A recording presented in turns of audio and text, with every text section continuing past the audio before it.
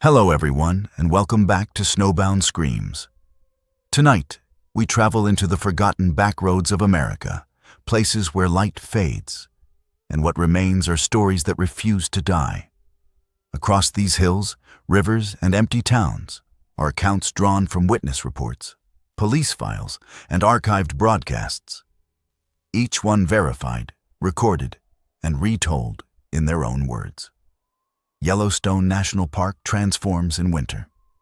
The summer crowds vanish, replaced by an unforgiving landscape where temperatures regularly plunge below zero. In this season of isolation, the park's rangers become the only human presence in a vast wilderness of snow and ice. They are the first responders in a place where help is hours away, and where nature's laws can bend in unexpected ways. The stories we will explore tonight come from ranger reports, search and rescue logs, and witness testimonies spanning 3 decades of Yellowstone's harshest season. These accounts document events that occurred when the mercury dropped below -20 degrees Fahrenheit, a temperature where exposed skin freezes within minutes, where metal becomes brittle enough to break, and where the line between reality and nightmare can blur in the whiteness. What follows are 8 cases that defy simple explanation. They represent moments when experienced wilderness professionals encountered something beyond their training, beyond their understanding in the frozen heart of America's first national park. Now, let us begin with our first story. In the unforgiving winter of 1998, Yellowstone National Park became the stage for one of its most enduring mysteries. It was late January, and the landscape was buried under deep snow, with temperatures consistently plummeting below zero. Ranger Mark Jensen, a 42-year-old veteran with 15 winters of experience in the park, set out for a routine 3-day patrol of the eastern boundary. Known for his calm demeanor in extreme conditions, Jensen was well prepared, with a fully fueled snowmobile and emergency supplies for a week. His last communication was a routine radio call at 4:01 p.m. on the first day. He reported seeing bison and setting up camp as planned. That was the last time anyone ever heard from him. When Jensen missed his scheduled check-in the next day, a search was initiated. What rescuers found at his campsite only deepened the puzzle. The tent was standing, his sleeping bag was still in its sack, and his cooking equipment was untouched. A thermos of hot chocolate had frozen solid on his table. Most disturbingly, his emergency beacon, designed to activate automatically, lay unused in its pouch. There were no signs of a struggle, and critically, no tracks leading away from the campsite. The mystery intensified 3 weeks later, when Jensen's snowmobile was discovered 7 miles away, near the edge of Lamar Valley. The vehicle was undamaged, with a full tank of fuel, and its engine was cold. The GPS confirmed it had followed his planned route before stopping abruptly. Yet, there were no tracks leading to or from the snowmobile in the fresh snow. The most perplexing clue was the speedometer. Frozen at 47 miles per hour, a high speed for the terrain, and pointed toward a stand of trees it never reached. The key was left in the on position. The official investigation was inconclusive. Theories ranged from a sudden medical emergency to a wildlife encounter. But none explained the bizarre crime scene-like evidence. The case took another turn when a recreational photographer came forward with a picture taken on the day Jensen vanished. When enhanced, the photo appeared to show a second set of tracks, approaching the snowmobile from the north, before turning back tracks that had been quickly covered by drifting snow. Ranger Mark Jensen was never found. His disappearance remains officially unsolved, a haunting entry in Yellowstone's archives.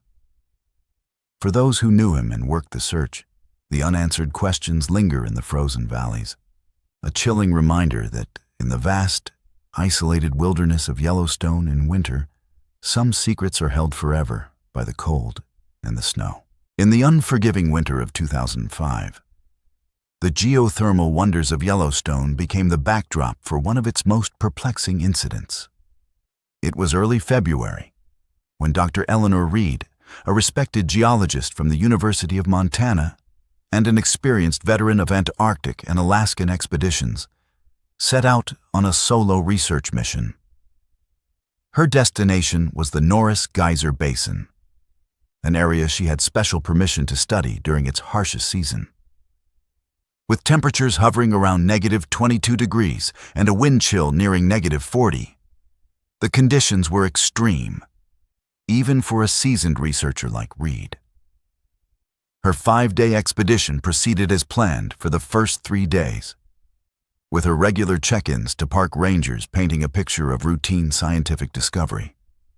On the 4th day, however, silence. Dr. Reed failed to make her scheduled call, when repeated attempts to reach her via satellite phone went unanswered. A search and rescue operation was launched, led by Ranger Daniel Rodriguez. The team's first discovery was Reed's campsite. But what they found there was not the disarray of a struggle or the confusion of someone lost in a storm. Instead, they were met with a scene of deliberate, inexplicable order. Her research notebooks were laid out in a precise semicircle around her collapsed tent, each open to a different page. Her geological samples were meticulously arranged by color and size. The only sign of her departure was a set of tracks leading away from the camp and toward the geyser basin, tracks that were unusually deep in the snow, as if bearing a weight far greater than Reed and her equipment should have possessed. Following the strange, heavy footprints for nearly a mile, the rescue team arrived at the edge of the steamboat geyser. There they found Dr. Reed standing motionless, her back to them. She was alive, but completely unresponsive to their calls. Her body was covered in a bizarre, crystalline frost that had formed in intricate patterns the experienced rangers had never witnessed. Her eyes were open, fixed on some distant point in the swirling steam and snow, though there was nothing there to be seen.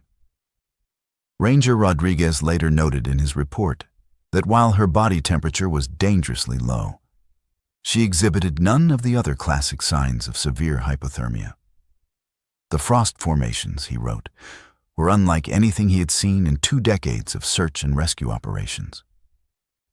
As they prepared to transport her, the team discovered yet another anomaly.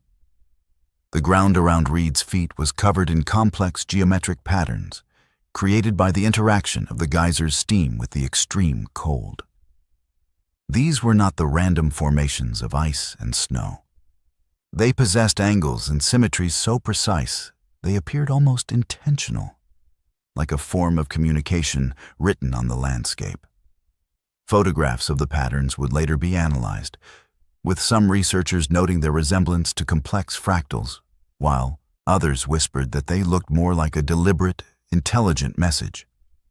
Dr. Reed was evacuated and made a full physical recovery.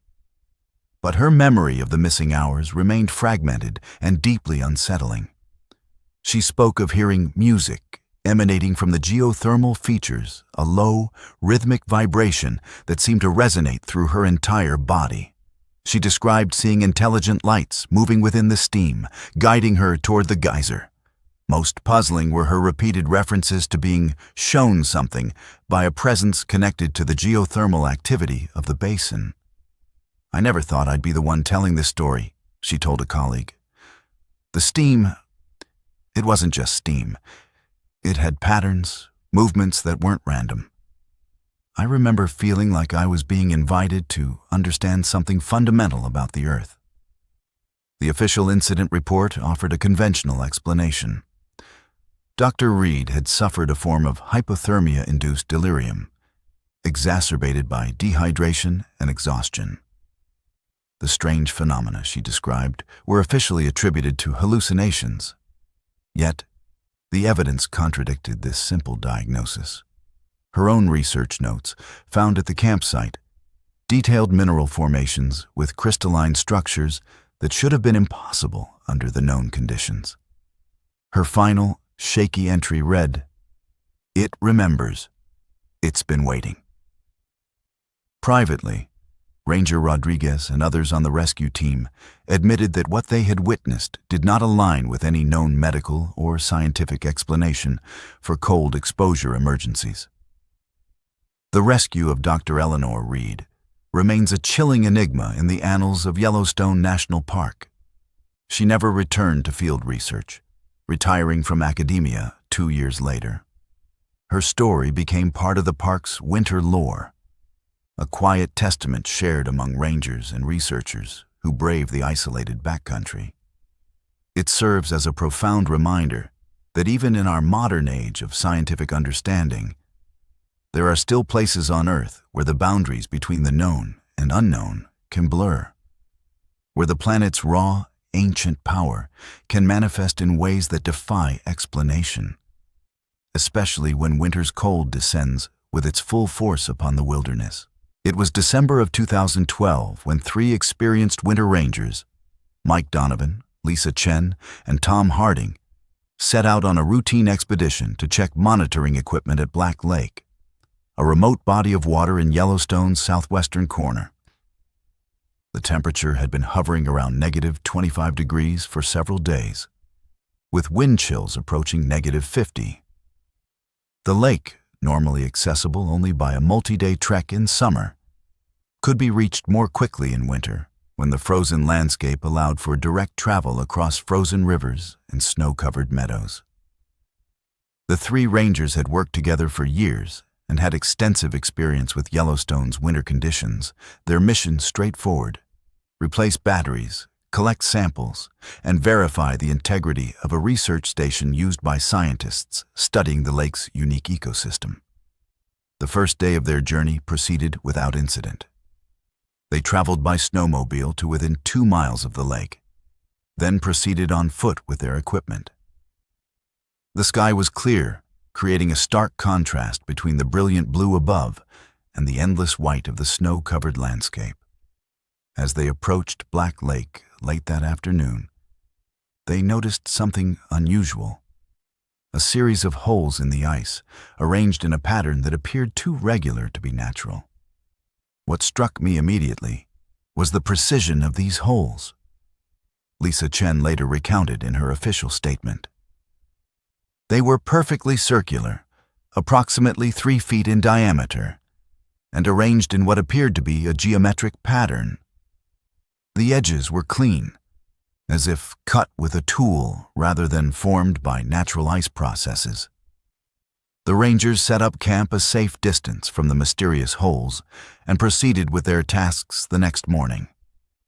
As they began taking water samples, they noticed that the ice around the holes had unusual properties. It was thinner than expected in some areas and thicker in others, creating an uneven surface that made movement treacherous.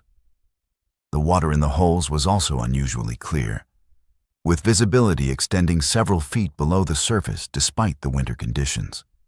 The first sign of trouble came when Tom Harding, while attempting to take a measurement near one of the holes, suddenly fell through what appeared to be solid ice.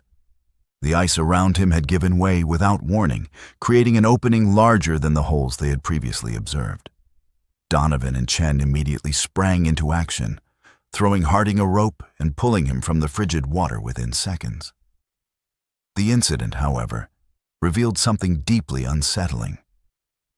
When Harding was pulled from the water, the rangers noticed that the ice that had broken beneath him was not natural. The edges showed signs of being cut or melted in a precise pattern, as if designed to give way under specific weight or pressure. More disturbingly, as they examined the area, they found what appeared to be metallic objects embedded in the ice. Beneath the surface, objects that didn't match any equipment known to be used in the park. We've seen all kinds of things left behind by visitors and researchers over the years, Mike Donovan noted in his report. But these objects were different. They were dark, non-reflective, and seemed to absorb light rather than reflect it. They were cold to the touch, colder than the surrounding ice, which shouldn't have been possible given the ambient temperature. As evening approached, the Rangers decided to cut their expedition short and return to base camp to report their findings. Before they could leave, however, they noticed movement in the water beneath the ice. Through the clear sections, they could see shapes moving below. Not fish or other aquatic life native to the lake, but larger forms that seemed to move with purpose and coordination. The shapes appeared to be interacting with the embedded objects, sometimes touching them with what looked like appendages or extensions of their bodies. The decision to leave was made quickly, but the journey back proved more challenging than anticipated.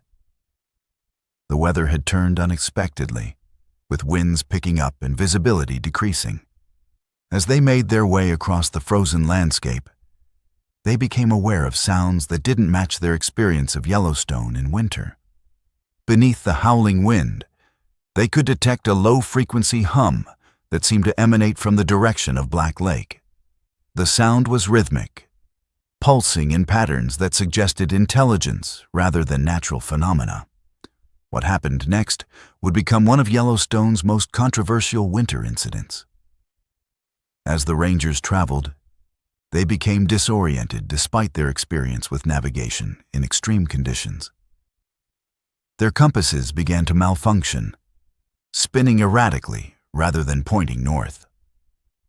GPS equipment failed to maintain a consistent signal. Most disturbingly, they began to see lights in the distance, not the aurora borealis, which sometimes appears in Yellowstone's winter sky, but focused beams that moved with purpose across the landscape. "I've spent 15 winters in Yellowstone," Chen later testified during the official inquiry. "I know every natural phenomenon this park can produce. What we saw that day wasn't natural. The lights moved against the wind, changed direction abruptly, and seemed to respond to our presence. At one point, a beam of light passed directly over us, illuminating the area with a greenish glow that made the snow appear almost fluorescent. The temperature dropped noticeably when the light passed over us, despite our thermal gear." The Rangers eventually found their way back to Grant Village, exhausted and shaken by their experience. Their official report detailed the strange holes in the ice, the embedded objects, the unusual shapes beneath the water, the equipment malfunctions, and the mysterious lights. The report was met with skepticism by some park officials who suggested that the Rangers might have experienced hypothermia-induced hallucinations. However, when a team was sent to investigate Black Lake the following week, they found evidence that supported at least some of the Rangers' claims. The holes in the ice were still visible, though partially refrozen. Water samples taken from the lake showed unusual mineral content and microorganisms not typically found in Yellowstone's aquatic systems. Most compellingly, thermal imaging revealed temperature anomalies beneath the ice that suggested heat sources inconsistent with known geothermal activity in the area.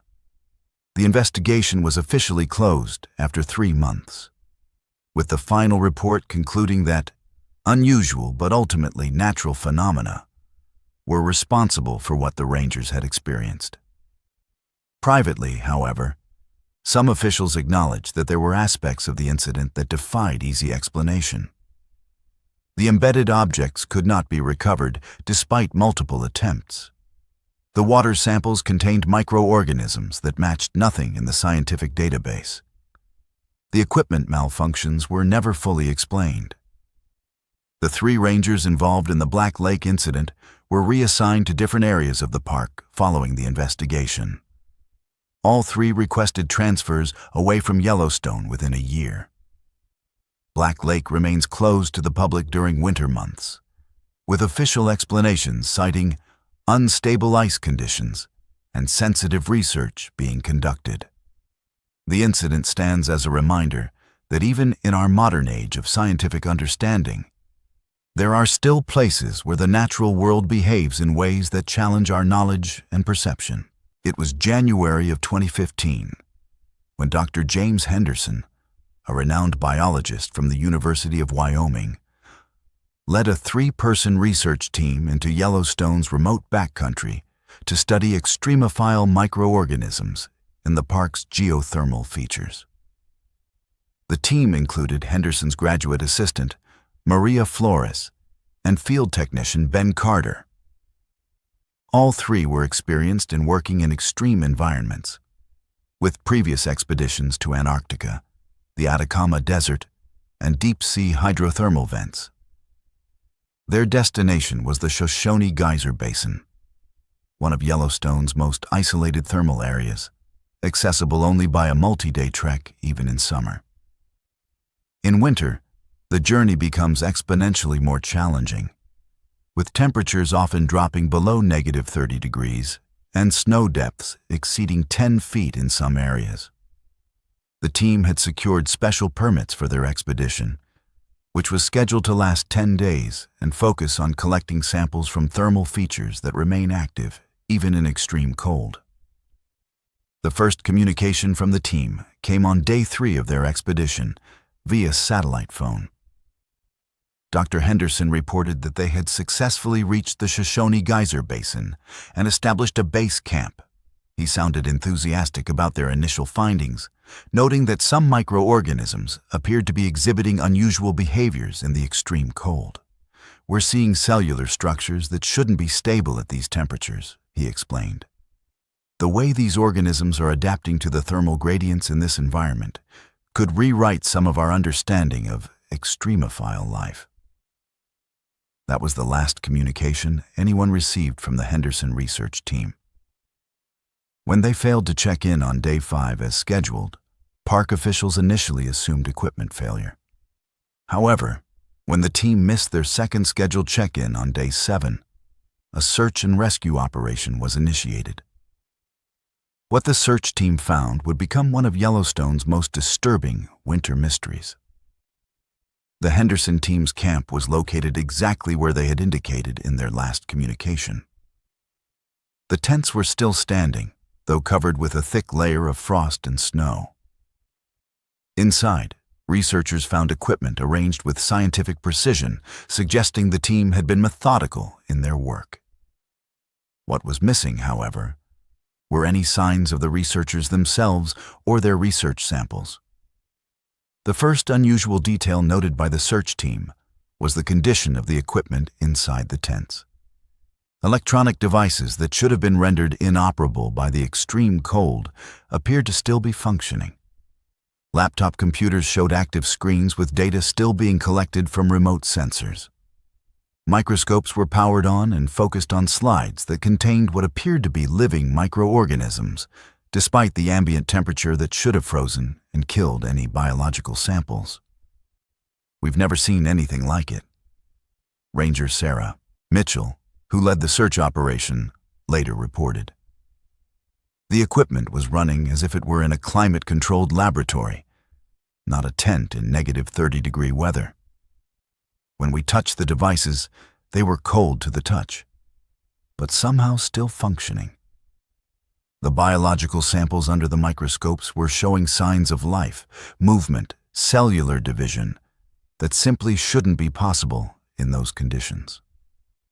As the search team expanded their investigation, they discovered tracks leading away from the camp toward the heart of the geyser basin. These tracks were unusual in several respects. They showed 3 people moving in single file, with the footprints spaced evenly, suggesting a deliberate, unhurried pace.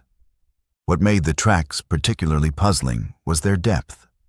They pressed into the snow far more than would be expected from people of the researchers' known weights, even accounting for gear. Following the tracks for nearly a mile, the search team made a discovery that deepened the mystery.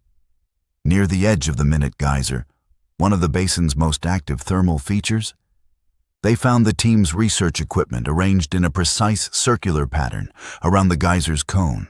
Microscopes, sample containers, and monitoring devices were positioned at equal distances from each other, all aimed toward the geyser.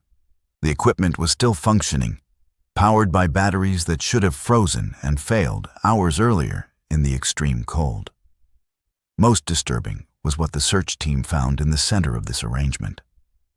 3 sets of parkas, gloves, and boots were neatly folded and placed in a triangular formation. There was no sign of the researchers themselves, no tracks leading away from the area, and no indication of what had happened to them. The thermal imaging equipment used by the search team showed temperature anomalies around the geyser that were inconsistent with known geothermal activity patterns. The search continued for 5 more days, expanding to cover the entire Shoshone Geyser Basin and surrounding areas. Despite extensive efforts that included aerial searches and ground teams with specialized equipment, no trace of the Henderson research team was ever found. The official search was called off after a week, with park officials acknowledging that the chances of finding anyone alive in those conditions were virtually non-existent. What made the disappearance particularly puzzling were the entries found in Dr. Henderson's research journal, which had been left in his tent. The final entries, written in a steady hand that showed no signs of panic or distress, described increasingly unusual observations about the microorganisms they were studying. The organisms appear to be exhibiting collective behavior. One entry read, "Individual cells are responding to stimuli in ways that suggest communication between them. The patterns are complex, almost mathematical in their precision."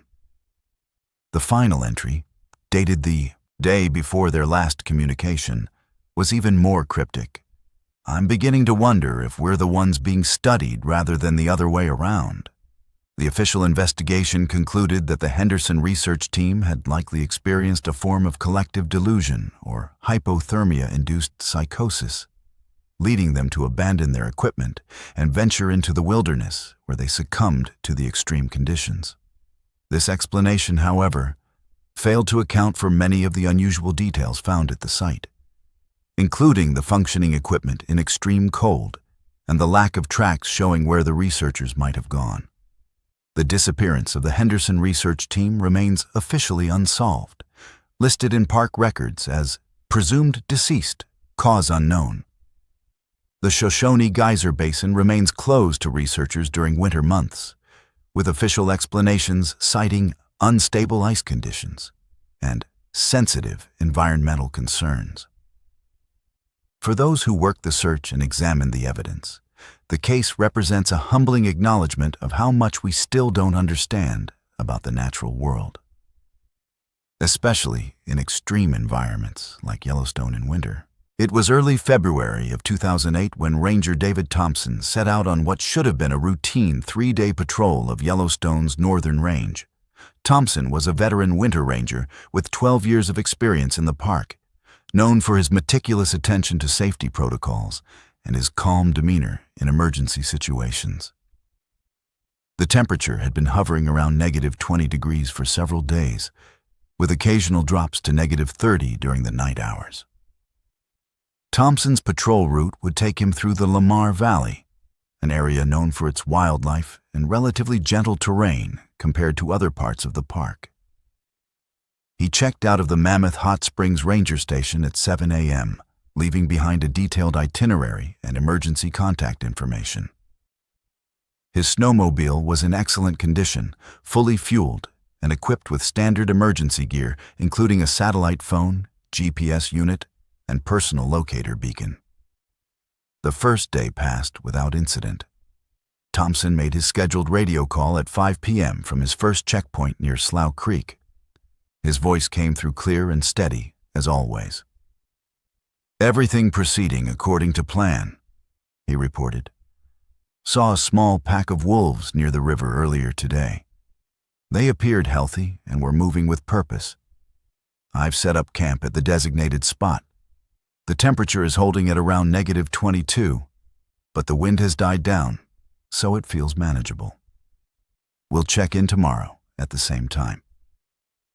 The following morning, Thompson made a brief unscheduled call to dispatch at 8:15 a.m. "Just wanted to report some unusual tracks I've come across about 2 miles east of my current position," he said. "Not anything I can identify." The stride length is longer than any animal native to this area, and the pattern doesn't match anything in my experience. I'm going to document them and continue with my patrol. Nothing to be concerned about, just unusual. That noon call never came.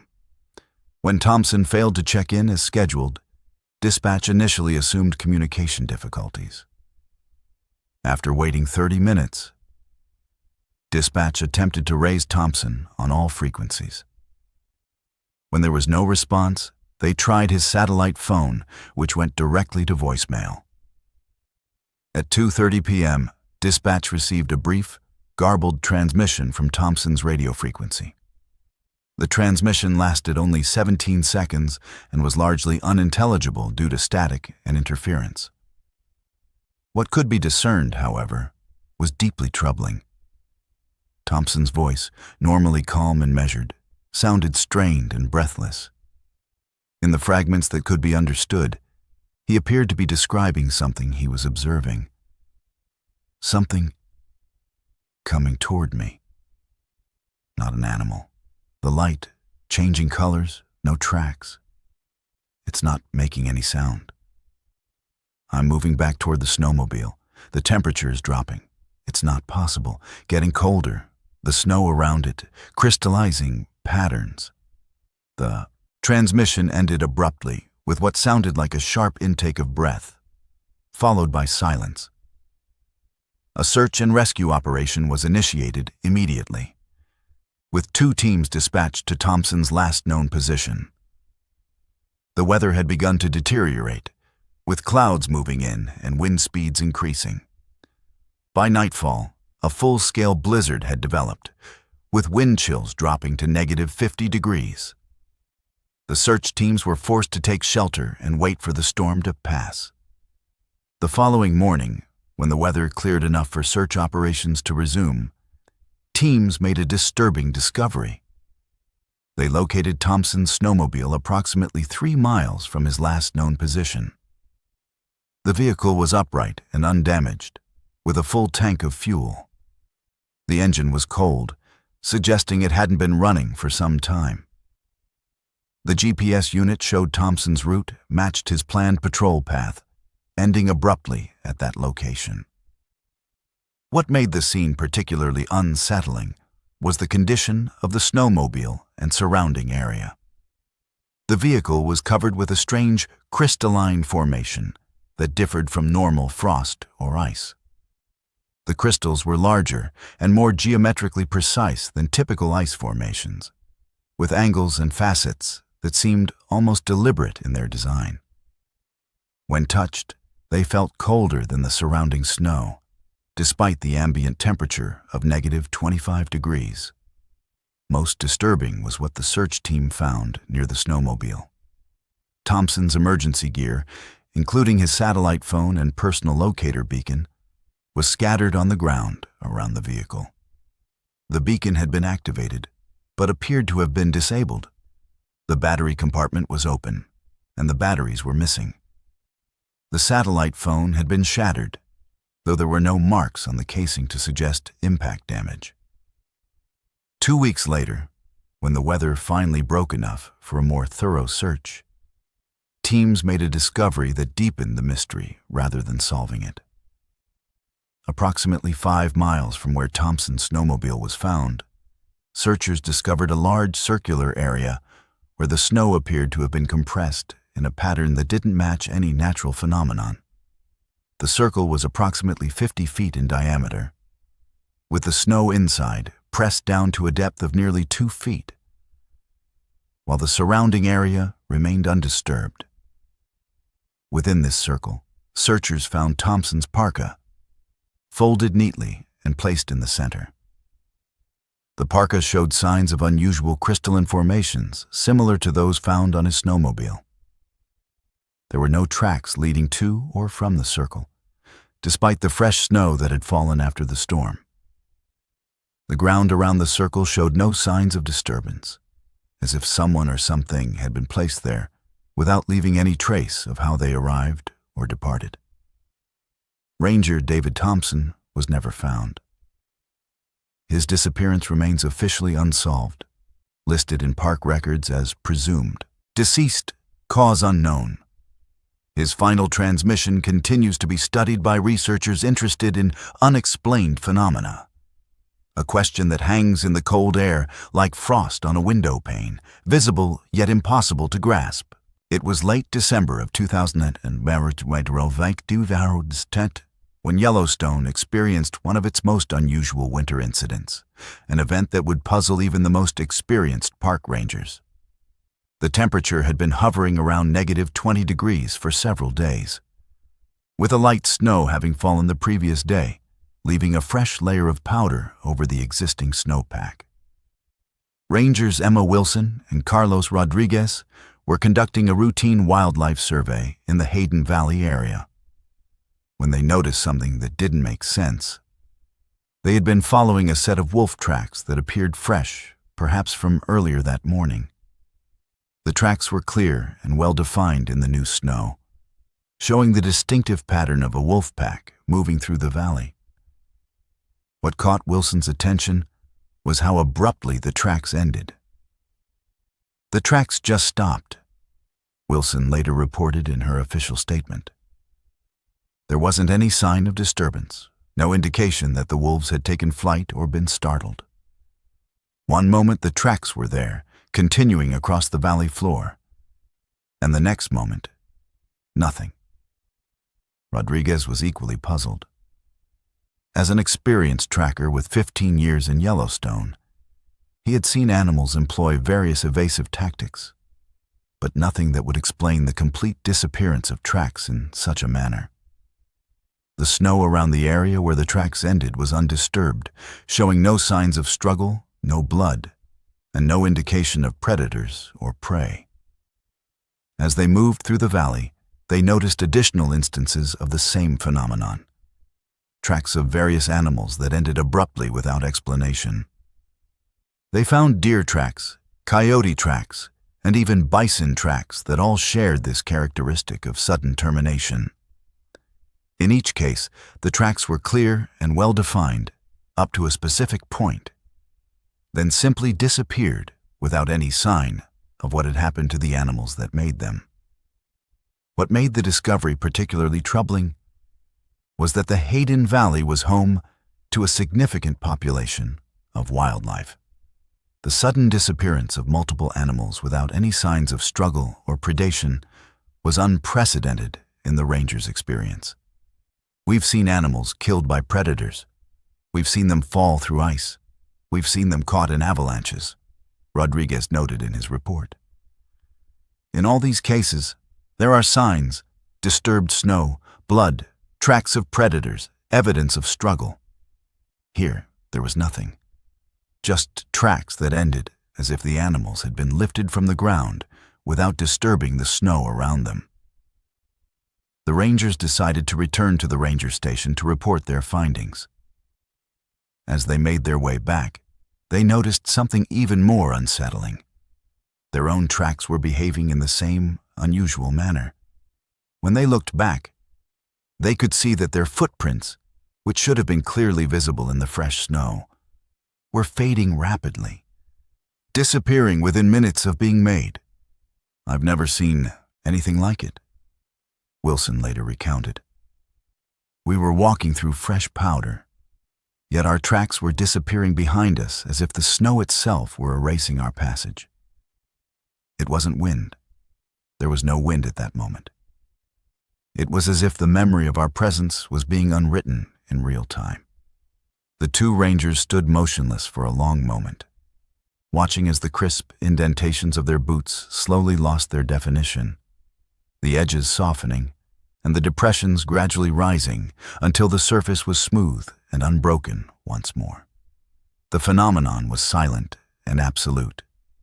In their years of combined service in Yellowstone's most extreme conditions, they had never witnessed anything that defied the basic laws of physics so completely. Rodriguez, a man of methodical and scientific temperament, knelt to examine the snow more closely. He placed his gloved hand on the surface where his own footprint had been moments before. The snow was cold, of course, but it didn't feel unusually compacted or disturbed. "This isn't possible," he said quietly, the words barely a cloud of vapor in the frigid air. "Snow doesn't behave this way. It doesn't just heal itself." The implications of what they were witnessing began to settle in, bringing with it a cold dread that had nothing to do with the temperature. If the snow could erase their tracks, it could erase their path back to their snowmobiles. It could erase their presence entirely, leaving them as directionless and untraceable as the wolves whose tracks had first drawn their attention. The Hayden Valley, a place they knew intimately, had suddenly become an alien landscape governed by unknown rules. "We need to move," Wilson said, her voice tight with controlled urgency. "Back the way we came. Keep your eyes on the terrain ahead, but don't look back. Just keep moving." They turned and began to retrace their steps, or what they hoped were their steps. Without tracks to follow, they were relying on memory and landmarks, a precarious method of navigation in a valley where features could become obscured by blowing snow or shifting light. The silence of the valley felt different now, no longer peaceful, but watchful. The air, which had been still, now seemed to carry a faint, almost imperceptible hum, a low-frequency vibration that resonated in their bones rather than their ears. The journey back to their snowmobiles, which should have taken less than 30 minutes, stretched into an hour of tense, silent concentration. Every ridgeline looked like the next, every stand of trees a potential landmark that might lead them astray. They moved steadily, their breath the only sound in the vast emptiness, the faint hum a constant, unnerving presence beneath their feet. When they finally sighted their snowmobiles, the relief was palpable. The machines were exactly as they had left them, untouched by the strange phenomenon that had affected the valley floor. As they approached, however, Rodriguez stopped and pointed toward the snowmobile's tracks. The deep, parallel grooves left by their machines upon arrival were also fading, the edges blurring and the depressions slowly filling in. They didn't wait to watch the process complete. They quickly started the engines, the familiar roar a comforting defiance of the valley's unnatural silence. Without a word, they turned the machines around and headed back toward the ranger station, not once looking back at the pristine, empty white expanse of the Hayden Valley. The official report they filed was cautious and clinical, but the case remains a chilling reminder that in the vast, ancient wilderness of Yellowstone, there are still processes at work that are beyond human understanding, forces that operate on a scale of time and physics that we can barely perceive. It was the first week of January in 2017 when a pair of rangers, Jake Calloway and his rookie partner, Ben Foster, were tasked with retrieving seismic monitoring equipment from the Norris Geyser Basin. A series of unusually strong tremors had prompted geologists to pull the devices for data analysis and maintenance. The temperature was a brutal negative 28 degrees, with a wind chill that drove the effective temperature down to nearly negative 50. Steam from the basin's countless geothermal features froze instantly on any surface, creating an eerie, otherworldly landscape of ghostly trees and crystalline formations. Calloway, a 10-year veteran of Yellowstone winters, moved with the practiced economy of a man who knew every wasted motion could cost precious body heat. Foster, though well-trained, was still adjusting to the profound and hostile beauty of the park's most extreme season. They traveled on foot the final mile to the basin, their snowmobiles parked on a ridge where the air was too cold for steam to accumulate and obscure visibility.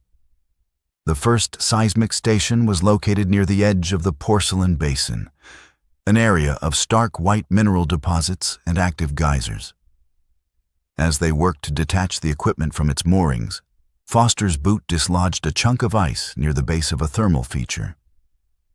Beneath the ice, half buried in the silt, was a small, dark object that clearly didn't belong.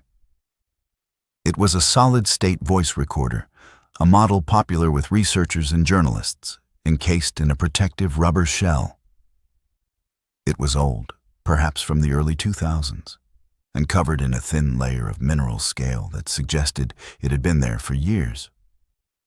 "Finders keepers," Calloway grunted, prying it from the frozen mud.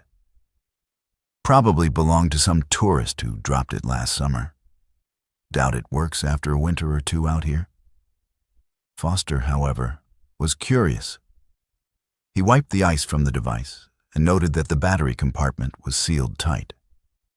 Back at the ranger station that evening, after they had completed their grim task in the bitter cold, he managed to find the correct cable and connected the recorder to a computer. To his surprise, the device powered on. Its memory contained a single audio file, dated February 12, 2002, 15 years ago to the day. The recording began with the sound of wind and the gentle hiss of nearby thermal features. A man's voice, calm and professional, began to speak. "Field log, day 4. Dr. Eris Thorne. The atmospheric conditions in the Norris Basin are unique. The cold interacts with the steam in ways I haven't observed elsewhere. It's creating acoustic phenomena, echoes, and resonances that seem almost structured. I've been trying to record them, but standard microphones seem to distort the frequencies." The recording continued for several minutes with Dr. Thorne describing his work. He was apparently a physicist or acoustical engineer, studying the sounds of the geysers. His tone was that of a scientist meticulously documenting his environment. Then his voice changed, tinged with the first hint of something other than academic curiosity. "There's something else here," he said, his voice lower now. "Beneath the ambient noise, a pattern. It's not random.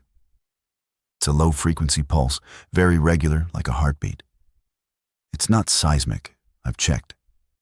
It's coming from the air itself, or maybe from the steam. It's communicating." For the next 10 minutes, the recording captured the strange, rhythmic pulsing Thorne was describing. It was a deep, resonant thrumming that seemed to vibrate in the listener's chest. It was unnervingly regular, a biological sound in a place that should have only geological noise. Thorne could be heard breathing heavily, perhaps in awe or fear. "It's getting stronger," he whispered. "Or maybe I'm just tuning into it better. It feels intentional." I've started whistling back at it, matching the frequency. And it responds. The pattern changes when I do it. It's an interaction. I don't know what I'm interacting with, but it's there. It's aware. The recording took a more disturbing turn in its final minutes. Thorne's breathing became ragged. The rhythmic pulsing was now joined by other sounds, high-pitched whistles and clicks that seemed to move around the microphone, as if the source of the sound was no longer stationary. "It's all around me," Thorne said, his voice trembling. "The steam, it's not just steam anymore. When it catches the light, just for a second, there are shapes. Not just random condensation, they're geometric, like crystalline insects. And they move with the sound.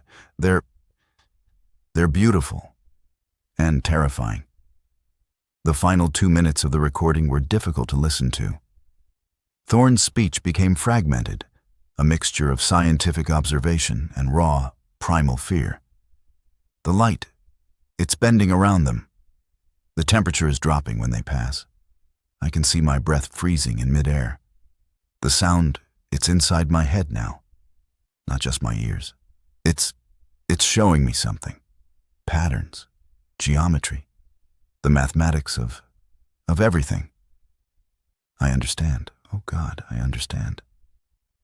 The last 30 seconds contained no speech. There was only the sound of the wind the hiss of the geysers, and the clear, rhythmic pulsing that had been the recording's constant companion. Then, a new sound joined them, a sharp, metallic crack, like rock splitting in the extreme cold. This was followed by a sudden, high-pitched shriek from Thorne, a sound of pure shock and agony that was cut off abruptly. The recording ended not with silence, but with a single, clear, resonant tone that held for 3 seconds before vanishing.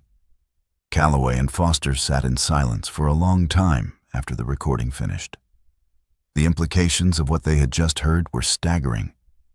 A man, clearly a scientist, had seemingly interacted with an unknown intelligence in the Norris Geyser Basin 15 years ago and had vanished. A search of park records revealed no Dr. Aris Thorne. No research permits had been issued to anyone by that name in 2002, and no missing persons report matched his description. It was as if the man had never existed.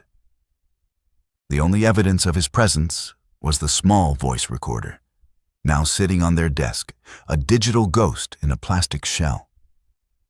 The Rangers filed a report about the discovery of the recorder, but they were deliberately vague about its contents, citing potential evidence in an ongoing investigation. They knew that reporting a recording of a man's disappearance and his interaction with what sounded like an unknown intelligence would likely be dismissed as a hoax or a misinterpretation of natural phenomena. The mystery deepened a week later when Foster, reviewing old seismic data from the Norris Basin, found an anomaly. On February 12, 2002, the same day the recording was made, seismographs had registered a single, powerful, ultra-high-frequency event.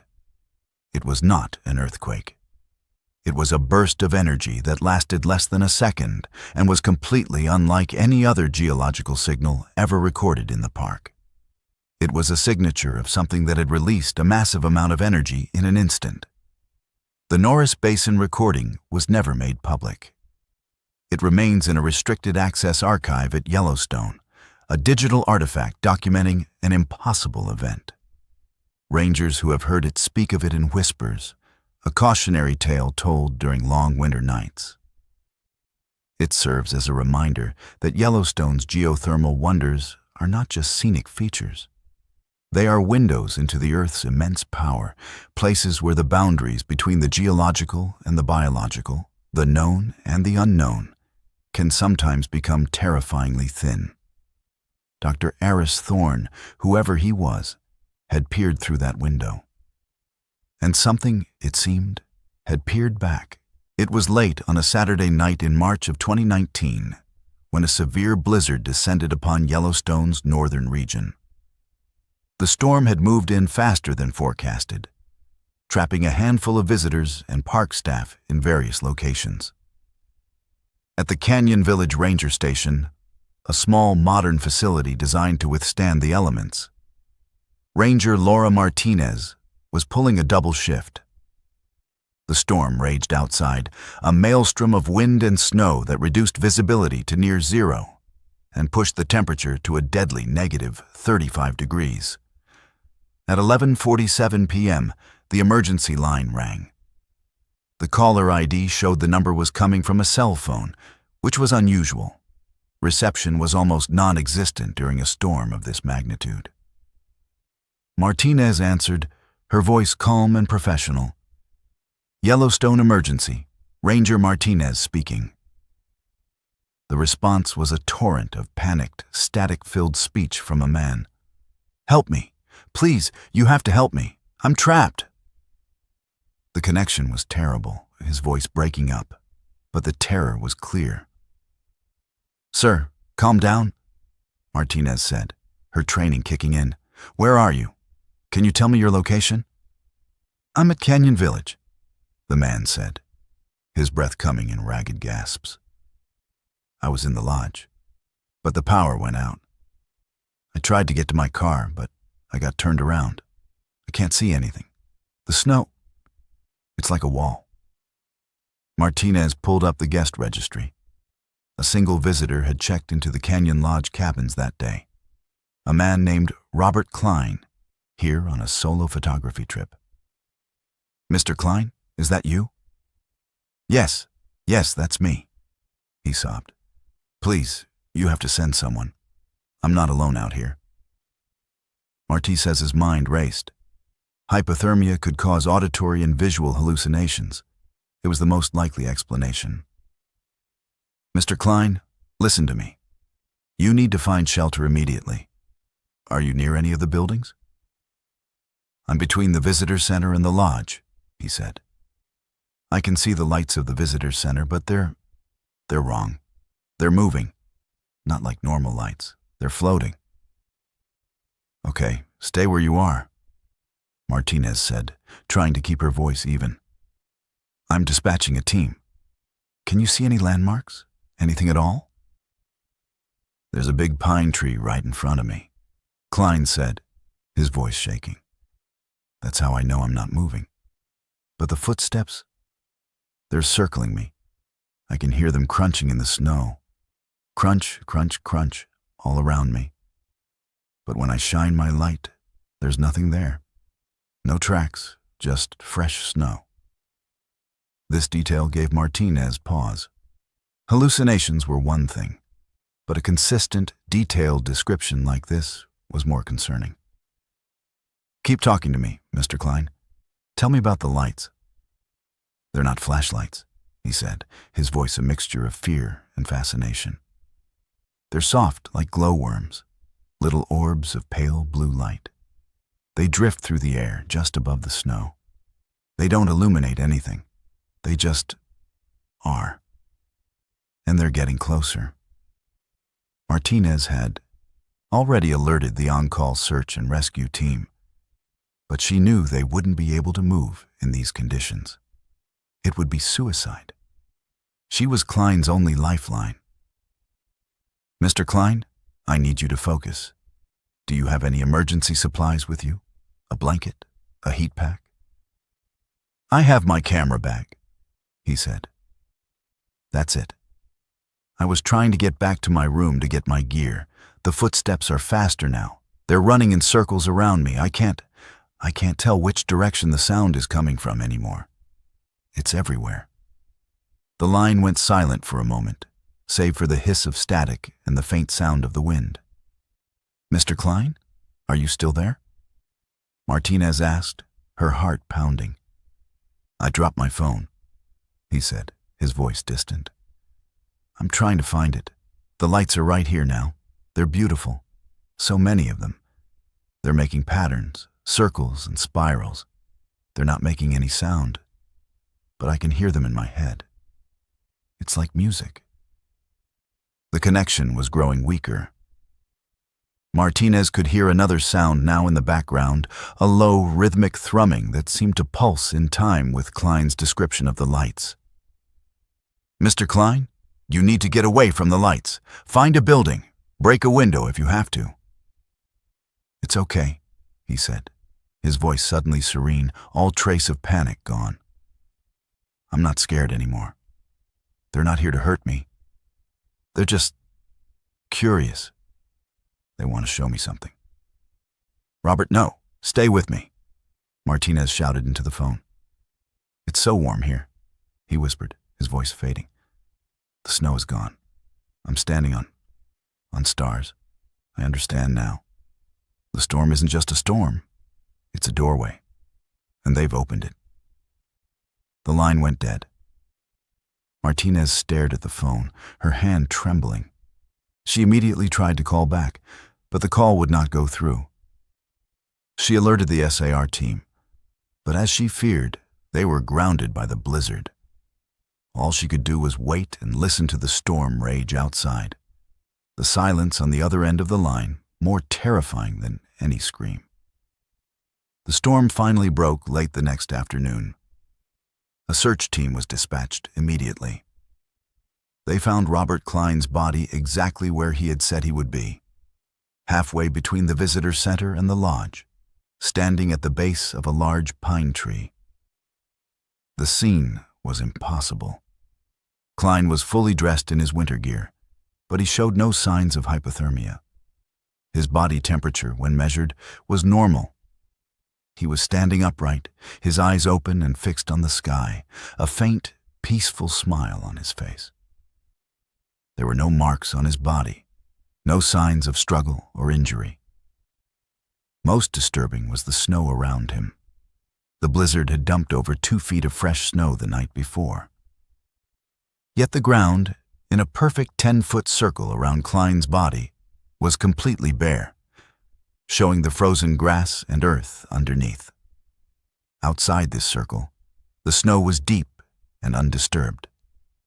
There were no tracks leading to or from the tree where he stood. The official cause of death was listed as exposure, though privately, the coroner and the rangers on the scene admitted that it was a diagnosis of exclusion. The emergency call from Canyon Village remains one of the most unsettling and inexplicable incidents in Yellowstone's history.